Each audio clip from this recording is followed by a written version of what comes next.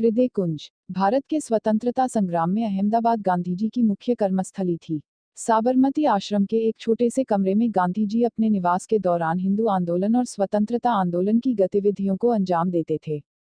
हृदय कुंज के नाम से मशहूर साबरमती आश्रम के इन स्मारकों को उनके मूल निर्माण के अनुसार ही संरक्षित किया गया है। इसमें गांधीजी की दैनिक गतिविधियों की वस्तुओं के साथ साथ उनके निजी सामान भी शामिल हैं, जो आज भी अपनी मूल स्थिति में संरक्षित हैं। हृदय कुंज विश्व पर्यटकों के लिए एक प्रमुख केंद्र है।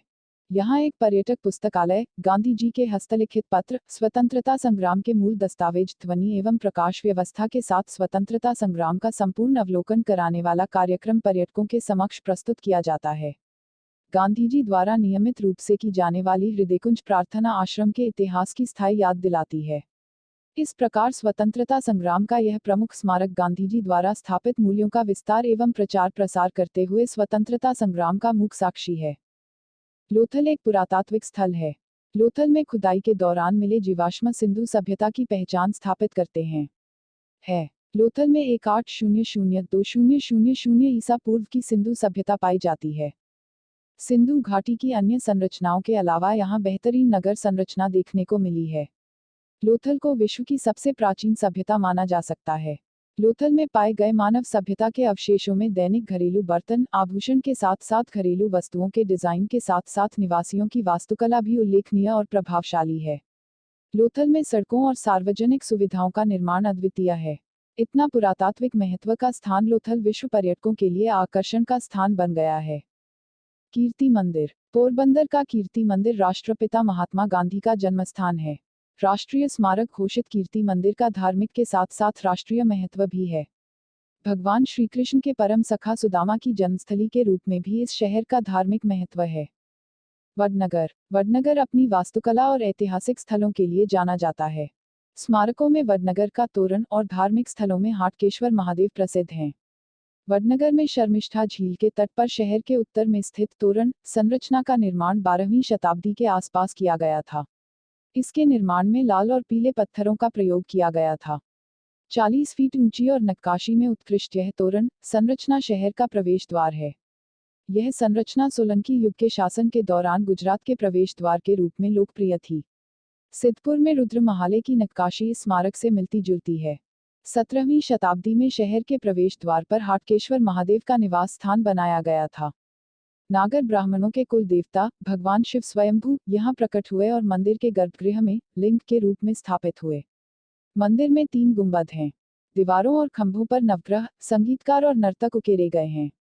मूर्तियों में रामायण महाभारत की कथा प्रस्तुत की गई है।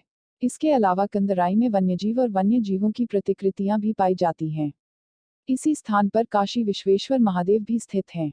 स्वामीनारायण मंदिर और जैन मंदिर भी शहर में स्थित हैं। धोलावीरा भारत के प्रसिद्ध 7 अजूबों में से एक है। धोलावीरा गुजरात का सबसे पुराना समृद्ध शहर है। धोलावीरा गुजरात के कच्छ जिले में स्थित है। बेनमून द्वारा स्थापित और निर्मित सिंधु सभ्यता का प्रमुख शहर। इसका निर्माण ईस्वी सन के आसपास हुआ था। यह 2900 ईसा पूर्व के काल में हुआ था। शहर के निर्माण में ईंटों का उपयोग किया गया था। साथ ही मानव आवश्यकताओं की सभी सुविधाओं की योजना बनाई गई। जल भंडारण एवं वितरण की बेनमून व्यवस्था उस समय विश्व की सर्वोत्तम व्यवस्था मानी जाती है। चंपानेर पावागढ़ को यूनेस्को द्वारा विश्व धरोहर कार्यक्रम के अंतर्गत विश्व का अद्वितीय पुरातात्विक भवन स्मारक घोषित किया गया है। राज्य सरकार ने चंपानेर पावागढ़ को एक प्रमुख पर्यटक आकर्षण के रूप में विकसित करने के प्रयास किए हैं। अन्य पर्यटक आकर्षणों में निमेता बाग, अजवा झील, जम्बूघोड़ा अभयारण्य और दाभोई को भी विकसित किया गया है। पावागढ़ के साथ साथ चंपानेर और मंचिन ने पुरातात्विक श्रृंखला को यूनेस्को विश्व विरासत कार्यक्रम के तहत साइट इमारतों के रूप में घोषित किया है। इस स्थान का ऐतिहासिक महत्व इसके लगभग 1200 वर्षों के इतिहास और उससे भी अधिक प्राचीन संस्कृति से बेजोड़ है। यहाँ की वास्तुकला और इमारतों में पौराणिक युग के राजपूत शासन, मराठों के अलावा इस्लाम और ब्रिटिश शासन का प्रभाव दिखाई देता है। 15वीं सदी में मुस्लिम शासक मुहम्मद बेगड़ा ने राजा पटाई को हराकर इस क्षेत्र पर कब्जा कर लिया। मुहम्मद बेगड़ा ने अपने शासन की राजधानी अहमदाबाद से चंपानेर स्थानांतरित कर दी। चंपानेर पंचमहल का मुख्य प्रवेश द्वार है, जो वडोदरा से 46 किलोमीटर दूर है की दूरी पर स्थित है। आदिवासी क्षेत्र घोषित इस क्षेत्र में मुख्यतः भील जाति के लोग निवास करते हैं। इस क्षेत्र के विकास के लिए राज्य सरकार उद्योगों को रियायती दरों पर वित्तीय, तकनीकी और अन्य सुविधाएं प्रदान करती है।